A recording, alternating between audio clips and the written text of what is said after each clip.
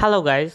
So আজকে বানাবো হচ্ছে মোমো। সো সবার ফার্স্টে এখানে নিয়ে নিয়েছি মাংসর কিউব, তারপরে এখানে আমি দিচ্ছি গার্লিক, তারপর হচ্ছে জিঞ্জার চিলি, আর হচ্ছে চিকেন, মানে হচ্ছে মাংস, রসুন, আদা, আর হচ্ছে কাঁচামরিচ। তারপর এখানে দিয়ে দিচ্ছি ব্ল্যাক পেপার, মানে হচ্ছে গোলমরিচের গুঁড়া, আর হচ্ছে সয়া সস। এটা আমি অল্প একটু দিয়েছি, অ্যান্ড দিয়ে দিব সল্ট, লবণ, আর হচ্ছে একটু তেল বা অয়েল, যেটাই আপনারা বলেন। তারপর হচ্ছে এটাকে একটু ব্লেন্ডিং করে নিতে হবে টাইম মতো।